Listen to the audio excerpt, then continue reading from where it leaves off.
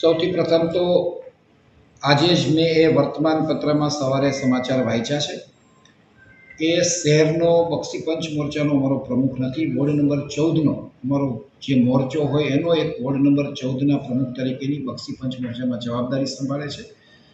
આ હકીકત અમારા ધ્યાનમાં આવી છે. પ્રથમ તબક્કે અત્યારે બંને ભાઈમાંથી કોણ જવાબદાર છે એ વાત સામે આવી છે.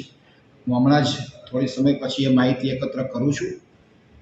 એક વાત બહુ સ્પષ્ટ કરું છું કે કોઈ પણ બાબતમાં કોઈ અમારો કાર્યકર્તા સંડોવાયેલો હશે તો એમને ચોક્કસ પાર્ટીમાંથી બરતરફ કરવામાં આવશે. આવી પાર્ટી કોઈ ગેરડિસિપ્લિન કે કોઈ અસામાજિક પ્રવૃત્તિ સાથે પાર્ટી એવી વ્યક્તિને કોઈ પ્રોત્સાહન ન આપે એવું અમારું સ્પષ્ટ વલણ હોય છે. એટલે કોઈ પણ જવાબદાર હશે તો મારી એવી સ્પષ્ટ લાગણી છે કે આની અમે કાયદાકીય પગલાં ભરાવવા જોઈએ અને અમે પણ એની સામે એક્શન લઈશું. પ્રથમ વાત તો મેં પણ આજે સવારે કોર્પોરેટર નિલેશભાઈ ચલુ સાથે વાત કરી છે.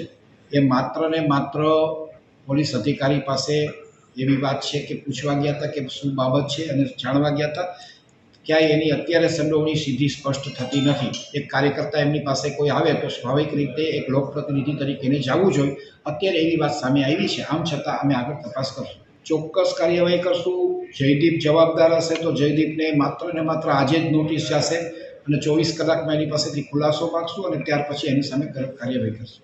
સાંજ સમાચાર ફેસબુક પેજને લાઇક કરો, વિડીયો શેર કરો અને વધુ વિગતવાર સમાચાર માટે sanssamachar.net વિઝિટ કરો.